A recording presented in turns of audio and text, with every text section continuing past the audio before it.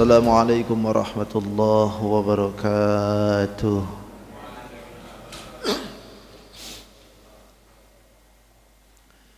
Bismillahirrahmanirrahim. Alhamdulillahi rabbil alamin.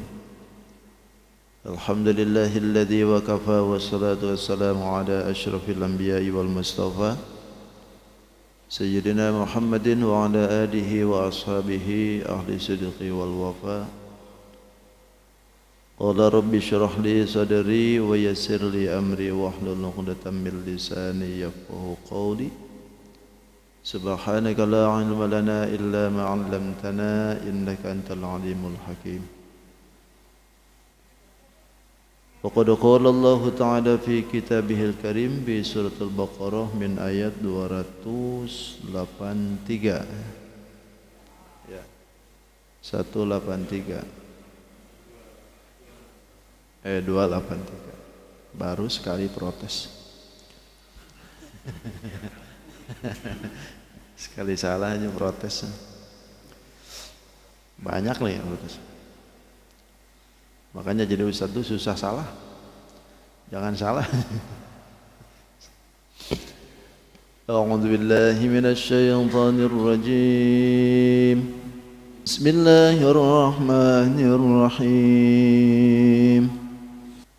وإن كنتم على سفر ولم تجدوا كاتبا فرهان مقبوضة فإن أمن بعضكم بعضا فليؤد الذي اؤتمن أمانته وليتق الله ربه ولا تكتموا الشهادة ومن يكتمها فإنه آثم قلبه والله بما تعملون عليم لله ما في السماوات وما في الأرض وإن تبدوا ما في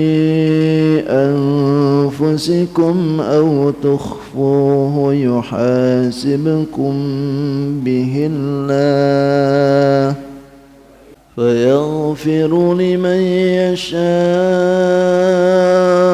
ويعذب من يشاء والله على كل شيء قدير آمن الرسول بما أنزل إليه من ربه والمؤمنون كل آمن بالله وملائكته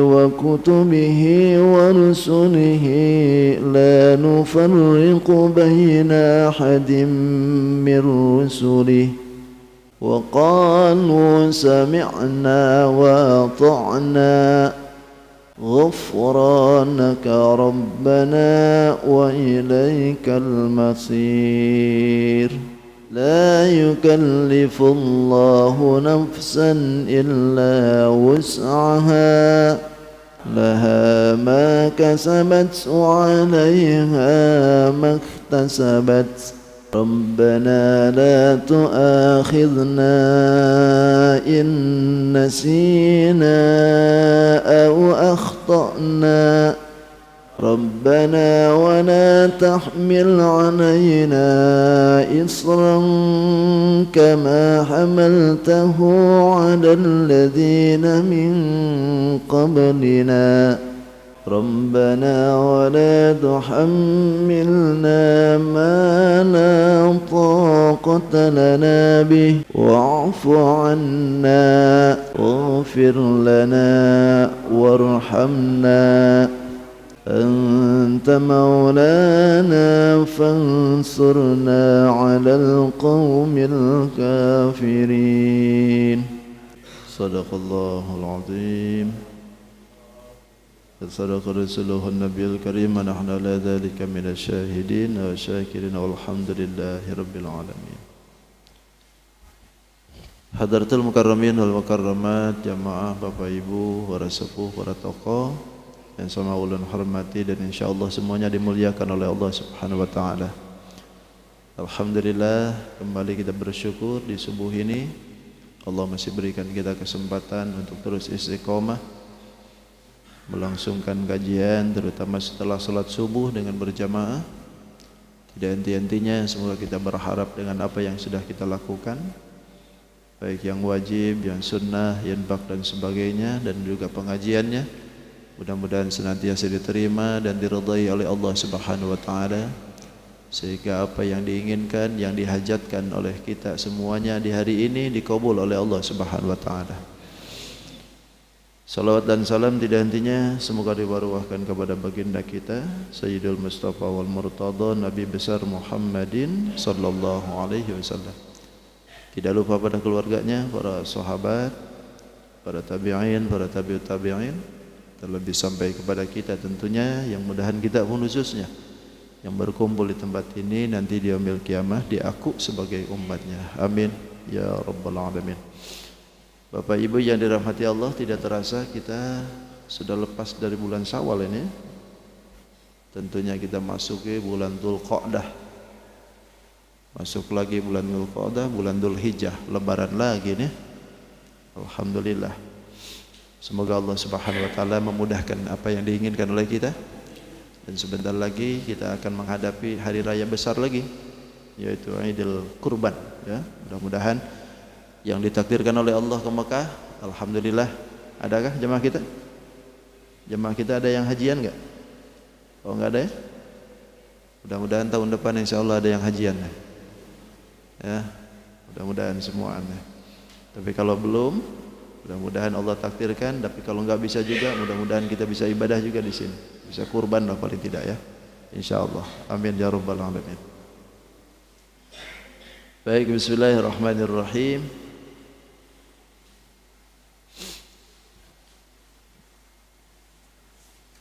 Setelah kemarin membahas tentang masalah hutang, ya, lalu sekarang akan membahas tentang masalah perhutangan juga sebetulnya ini tuh. Cuman ini perhutangannya berupa ada jaminan, atau dengan bahasa kita sekarang ini gadean. Gadean. Kata Allah, bismillahirrahmanirrahim, wallahu alam bi haqiqatil murad. Wa in kuntum, jika kalian itu ala safarin, dalam perjalanan, walam tajidu katiban, dan tidak menemukan kalian itu katiban yang nulis, farihanun maqbudatun. Ini sebetulnya jadi mubtada tapi khobarnya mahdhuf, dibuang. Farihanun, maka hendaklah ada rungguhan gitu. Ada jaminan maqbudatun yang bisa dipegang.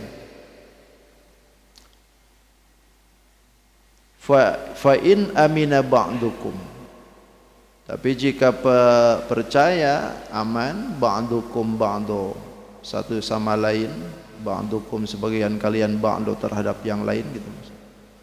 Fal yu'addil ladzi tumina, maka hendaklah penuhi apa tumina, yang diberikan kepercayaan itu, amanatahu, pada amanahnya. Wal yattaqillaha rabbah, dan bertakwalah, dan mestilah bertakwa kepada Allah Rabbahu yang menjadi Tuhannya. Wala taktumus syahadah, dan janganlah kalian menyembunyikan persaksian. Wa may yaktumha, maka siapa orang yang menyembunyikan persaksian, fa innahu, maka sesungguhnya dia asimun qalbuh, hatinya berdosa. Wallahu dan Allah bima ta'maluna alim, dengan apa yang kalian lakukan alimun, mengetahui.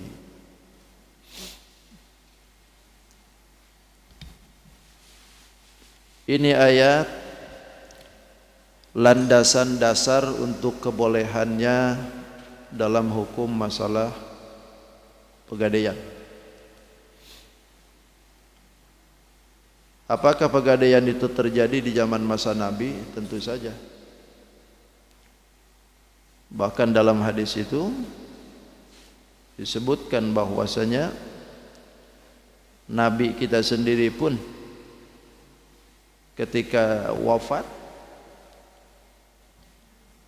tuwafa Rasulullah sallallahu alaihi wasallam, wafatnya baginda Rasul ketika itu, wadir'uhu marhunatun inda Yahudi, baju besinya itu ketika itu masih digadaikan kepada Yahudi. Bahkan ketika itu baginda Rasul menggadaikannya itu ala salasina wasiqan, dengan 30 wasak dari syair. Wasak itu kalau salasin wasak itu 30 wasak itu kalau diartikan sekarang ini sama dengan 90 liter. 90 liter kita gitu. Syair. Dan itu untuk siapa? Ohanaha quwwatan li ahlihi. Itu untuk memberikan makanan pada keluarganya. Gadaikan baju besi, baju perangnya, ngambil makanan untuk keluarga. Belum sempat ditebus, Nabi wafat. Nah, ini menunjukkan pelajaran gitu, bahwa kalau dalam urusan masalah muamalah ekonomi tidak dipandang mesti harus sama dengan kita. Karena baginda Rasul pun bermuamalah dalam masalah ini dengan Yahudi. Itu menunjukkan kebolehan dalam masalah muamalah. Lalu yang kedua, baginda Rasul memberikan pelajaran kepada kita akan kebolehannya rungguhan, atau bahasa kita gadaian. Tuh. Makanya ini memberikan contoh bagi kita. Hebat baginda Rasul, sudah wafat pun mengajari kita semua gitu. Sudah wafat pun 30 wasak ini. Nah, tentu dalam prakteknya hukum ini sudah menyebar nih sekarang nih kan, pegadaian tuh di mana-mana. Bahkan ada dua versi sekarang nih, ada pegadaian syariah, ada konvensional. Pegadaian ini. Kalau di kita ini pegadaiannya kayak apa nih hukumnya tuh? Bukan hukumnya, prakteknya nih. Ada yang pernah gadai nggak?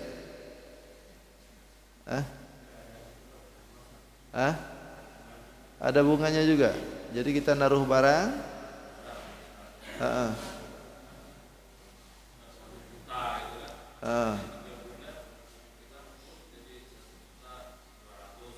Per 3 bulan bayarnya sesuai perjanjian ya.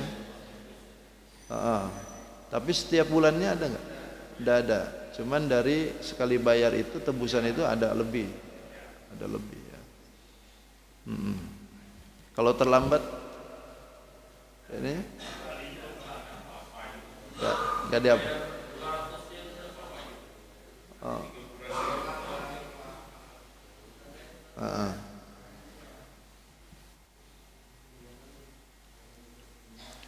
Jadi prakteknya seperti itu. Syariah kah? Apa konvensional?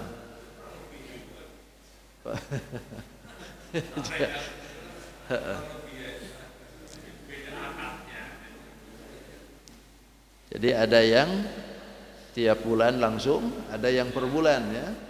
Ada yang per bulan ininya. Oh. Oke. Jadi apa nih? Maksudnya itu gini. Kalau saya baca ayatnya doang, tapi saya nggak pernah ya. Alhamdulillah nggak pernah. Mudah-mudahan janganlah. Jangan aja. Tapi kalau terpaksa ya harus juga gitu.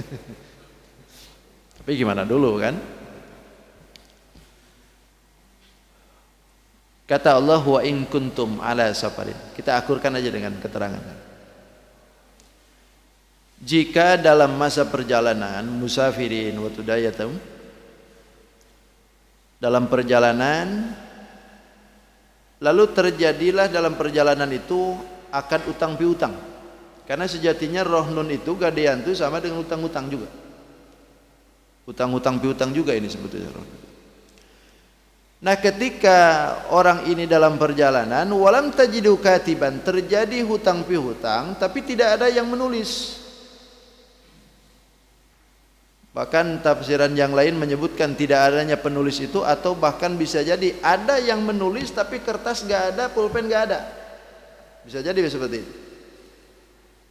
Nah, kalau misalkan terjadi utang piutang dalam perjalanan sementara untuk menulis tidak ada, karena kita kan kemarin sudah dibahas bahwa ketika ada utang piutang maka haruslah ada tulisan gitu, atau ada yang menulis dalam masalah utang itu supaya tidak terjadi percekcokan di awal akhir. Nah, kalau misalkan tidak ada seperti ini, maka farihanun maqbudah, haruslah ada barang yang dipegang. Artinya jadi rungguhan, jadi jaminan. Apa yang menjadikan dia itu untuk yakin memberikan keuangannya untuk dia supaya perjanjiannya tetap gitu. Maka diberilah jaminan. Apa jaminannya? Pokoknya yang namanya jaminan itu dalam masalah pegadaian itu, setiap hal perkara barang-barang yang sah atau bisa diperjualbelikan, maka semua itu boleh dijadikan rungguhan. Barang apapun berarti kan, yang bisa diperjualbelikan oleh kita, maka itu pun boleh dijadikan rungguhan atau dijadikan gadaian. Jaminan jadi jaminan. Dan makanya timbullah ada rukun kalau dalam bahasa fikih itu. Untuk menjadikan pengesahan kita dalam masalah rungguhan ini, pertama harus ada lafaz, ada bahasa ikrar dari kedua belah pihak, ijab qabul bahasanya kan. Mas, saya pinjam duit lah 2 juta nih, nih barang bawa nih, saya niatin ini bawa barang, selama barang ini duit ini belum saya kembalikan, maka silakan barang ini bawa. Oh, saya terima barangnya, saya silakan ini duitnya. Kan ada lafaz, ada bahasa. Lalu setelah itu, lalu yang kedua, ada yang menjadi rungguhannya. Ada yang merungguhkan, ada yang nerima rungguhan itu. Artinya ada orang yang mau minjamnya, ada juga orang yang mau menyodorkan barangnya gitu. Jangan minjam duit akadnya akad pegadaian, tapi barangnya enggak dikasihin. Mesti harus ada rungguhannya. Jaminannya apa? Apa sampean jaminannya? Adalah nanti adalah. Nanti adalah apa adalah tuh? Cuman adalah gitu. Ya apa itu? Ya nanti aja dah. Ya nggak bisa macam begitu. Lalu yang ketiga, ada barang yang dirungguhkan yang barusan. Ada barangnya. Barangnya ini apa yang dirungguhkan tuh? Motor kah? Mobil, rumah, sawah, ladang, atau emas gitu kan? STNK,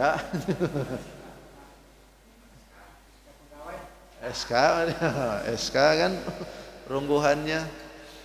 Aduh, SK digadein juga ya.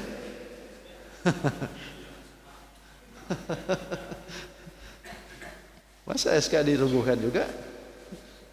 SK laku kan? Kalau itu mah pinjam duit kan? Pinjam duit kalau SK mah. Pokoknya ada barang dah yang bisa dirungguhkan itu. Lalu yang keempatnya, hutangnya syarat harus tetap. Artinya betul-betul terjadi hutang piutang. Betul nggak terjadi hutang piutang dalam masalah ini gitu? Maka kalaulah misalkan ada persyaratan yang 4 ini, maka silahkan adakan akad perjanjian pegadaian. Lalu dalam perjalanannya, akad pegadaian ini sekarang ini berkembang nih. Cuman perkembangannya ini kadang-kadang ya lepas dari hukum ini. Ini yang menjadikan sekarang ini polemik dalam masalah perjanjian ini. Bukan tidak boleh sebetulnya. Cuman yang menjadikan ini kadang-kadang lepas gitu. Karena Nabi sendiri menyebutkan begini. Idza ratahanu syatun. Bila mana seseorang itu mengadakan akad dengan kambing. Ini dulu kambing kan. Maka syaribal murtahinu min labaniha biqadri alafiha. Boleh orang yang menerima rungguhan itu meminum susunya dari kambing itu sekedar untuk pemeliharaannya itu kambing. Tapi kalau misalkan itu fa inis tafaddala minal labani ba'da samanil alfi wa huwa riba. Maka jika keadaannya itu lebih daripada apa yang diberikan tadi, maka itulah disebut riba. Ini memang perumpamaannya kambing. Tapi dalam pelaksanaannya sekarang bukan hanya kambing, tapi yang dimaksudkan itu adalah kelebihan ini. Karena kullu qardin jarru manfaatan fahuwa min wujuhir riba. Setiap hutang piutang yang menarik akan kemanfaatan yang berlebih, maka itu riba. Gitu. Sekarang kita merungguhkan barang. Lalu dengan perjanjian nanti 3 bulan kah atau setahun kah perjanjiannya. Cuman dalam perjanjian itu sudah ditulis bahwa kembalikan ini duit sekian. Kelebihannya sudah ketahuan. Jadi inilah yang jadi masalah ini. Jadi gimana caranya supaya tidak terjadi riba?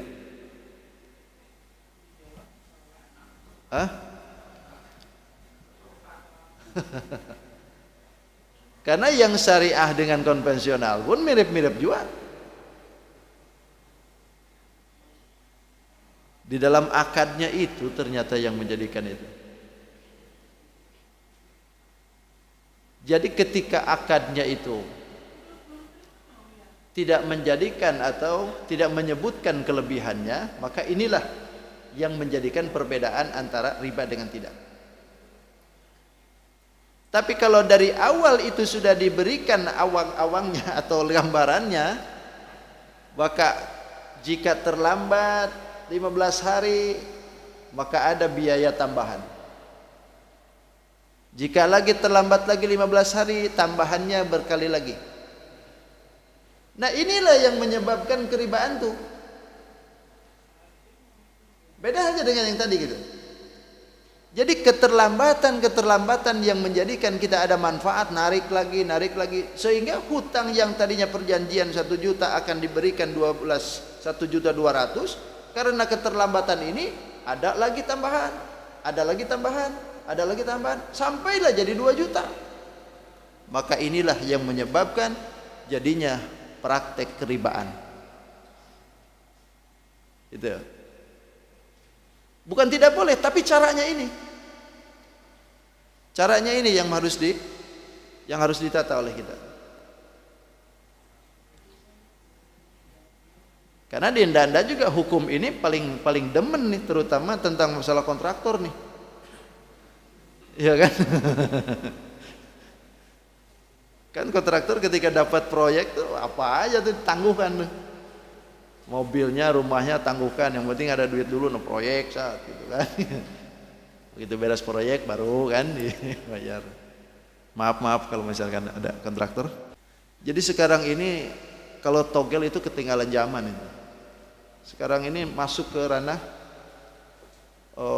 media. Bahkan bukan hanya itu sekarang ini kan, permainan pun sekarang dibikin judinya itu. Game online. Ada yang trending dengan anak-anak tuh main FF. Aduh, itu main trending juga. Beli paket di Indomaret itu. Dia pasangkan itu paket. Main tuh. Sekarang ini sebetulnya banyak sekali permainan-permainan yang di dalamnya mengandung unsur judi, cuman kitanya nggak nyadar gitu. Nggak nyadar di dalam itu ada unsur judinya. Maka inilah yang dianjurkan oleh para ulama. Wajib bagi setiap muslim itu tidak boleh masuk karena sesuatu usahakah atau apakah yang dilakukan oleh kita tanpa mengetahui dulu seluk-beluk halal dan haramnya. Kalau halal lanjut, kalau enggak jangan. Karena semua itu akan bertalian dengan apa yang dilakukan dalam proses ibadah. Saya kira cukup untuk masalah ini. Lanjut ah.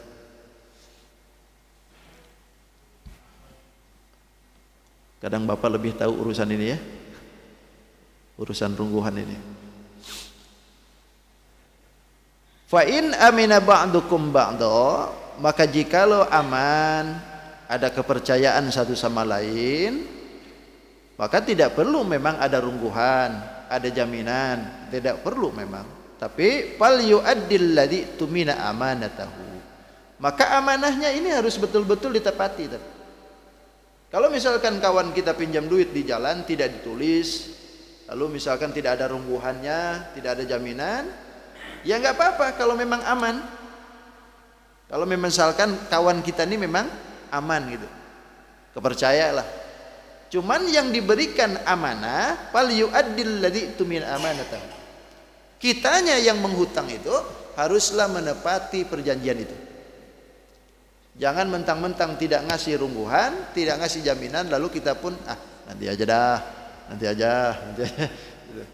Menyepelekan dengan apa yang diberikan oleh kawan kita. Jangan juga.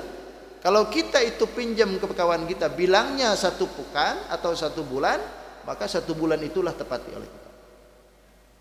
Itu. Jangan mentang-mentang kawan kita atau mentang-mentang tidak ada perjanjian. Fal yu'addil ladzi tumina amanatahu.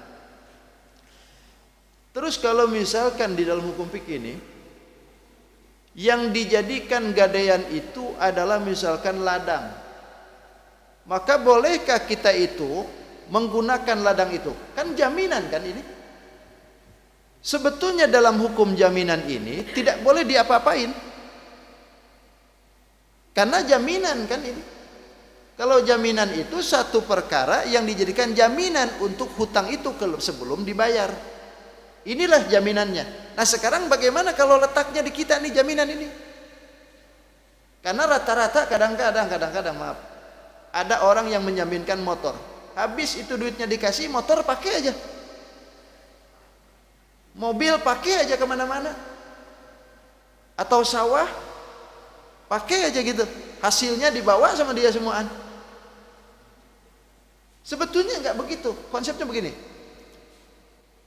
Kalaulah orang itu memberikan jaminan kepada kita, maka di dalam i'anatul talibin disebutkan ketika sudah beres akad hutang piutang dalam masalah gadaian, ini gadaiannya, duitnya dibawa.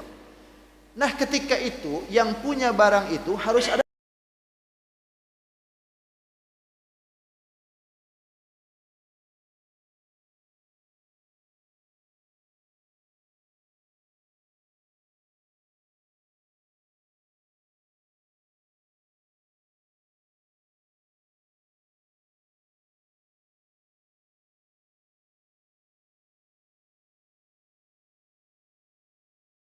masuk ke Padang Arafah untuk orang yang jadi badal haji sekarang hanya harus punya tasrek. Bahkan masuk ke raudhah pun sekarang harus punya tasrih, surat izin sekarang. Kalau dulu kan tinggal maunya aja berdiri kan. Kalau sekarang nggak bisa, harus punya tasrih. Tasrih itu adalah pemberian izin. Nah di sini juga sama. Allah berikan fal yu'addil ladzi tumina itu seolah-olah memberikan tasrih, pemberian izin bolehnya hukum dalam masalah kade. Wala taktumus syahadah. Tidak boleh kalian menyembunyikan persaksian. Bila mana kalian itu mengadakan hutang piutang untuk mengadakan persaksian sebagaimana yang kemarin juga. Kalaulah hutang piutang itu berupa gadaian, mau menjalankan ini ada saksinya juga, maka saksi ini pun tidak boleh disembunyikan. Saksi yang jadi amanah itu, saksi yang diberikan atau saksi yang diizinkan untuk memberikan kesaksian itu, dia pun juga sama. Tidak boleh menyembunyikan apa yang dia saksikan itu. Ketika terjadi itu akadnya adalah yang dijadikan rungguhan itu emas, maka dia pun berkata harus emas. Yang dirungguhkan itu adalah 2 juta, maka 2 juta itu pun dia harus katakan. Tapi kalau dibalik-balik, wa may yaktumha wa innahu ismun qalbuh. Kalaulah misalkan itu disembunyikan oleh yang menjadi saksi itu, maka dia berarti asimun qalbuh, hatinya itu dosa. Kenapa disasarnya hati ini? Li'annahu mahalus syahadah. Karena hati itu disebut karena memang tempatnya persaksian. Gak bisa bohong. Kalau hati itu kan gak bisa bohong. Beda halnya dengan lisan. Kalau lisan bisa bohong, tapi kalau hati nggak bisa. Makanya Allah sebutin hatinya aja. Jika misalkan dia itu menyembunyikan persaksian, berarti hatinya itu busuk. Hatinya berdosa dia. Tapi kan disebutnya hati di sini, berarti hatinya aja yang disiksa. Tidak, itu iradatil juz wa iradatil kul sebetulnya. Disebutnya 1 juz, tapi sebetulnya semuaan yang ada kena. Hatinya dosa, tapi yang menjadi dampak keseluruhan badannya. Asimun qalbuh. Allah siksa dari nanti. Tidak boleh. Kalau misalkan perjanjian itu segitu, ya udah, saksinya begitu juga. Wallahu bima ta'maluna alim, dan Allah bima ta'maluna alim, dengan apa yang kalian lakukan, alimun, mengetahui. Tidak ada persembunyian apapun di hadapan Allah. Semuanya akan nampak. Makanya dalam hukum nanti pergadaian, kalau misalkan itu tidak keluar dari koridor hukum, maka silakan lanjut. Tapi kalau misalkan keluar daripada koridor hukum, walaupun sampean cuma berdua dengan orang yang memberi hutangnya ke kita, tapi Allah kan tahu. Tetangga memang nggak tahu, saudara nggak tahu, kawan-kawan nggak tahu, tapi kan Allah tahu dengan apa yang dilakukan itu. Jadi berhati-hatilah dalam masalah muamalah ini, karena semua aspek muamalah kita akan mengepek kepada ibadah kita. Capek-capek kita ibadah nanti, tapi kalau muamalah kita itu haram, jadi akhirnya ibadah kita capek dong. Jadi capek aja nantinya, ganjaran nggak ada gitu. Naudzubillah, summa naudzubillah. Cukup sudahlah. Setuju? Ya terasa juga. Insyaallah kita sambung lagi di jalan hadir dan kesempatan yang akan datang. Hadanallahu wa iyyakum ajmain. Khudmah safa wa nabaqatar. Assalamualaikum warahmatullahi wabarakatuh. Allahumma arhamna bil Qur'an waj'alhu lana imaman wa nuran wa hudan wa rahmah. Allahumma dhakkirna minhu ma nasina wa 'allimna minhu ma jahilna warzuqna tilawatahu ana al-layli wa atrafan النهار واجعله لنا حجة يا رب العالمين تقبل الله منكم سبحانك اللهم وبحمدك أشهد أن لا إله إلا أنت أستغفرك وأتوب إليك.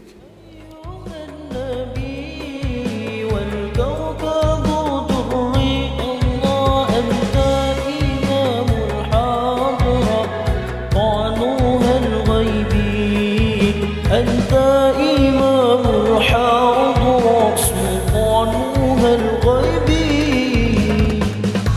عبد حملي ثقيل فإني عبد حملي ثقيل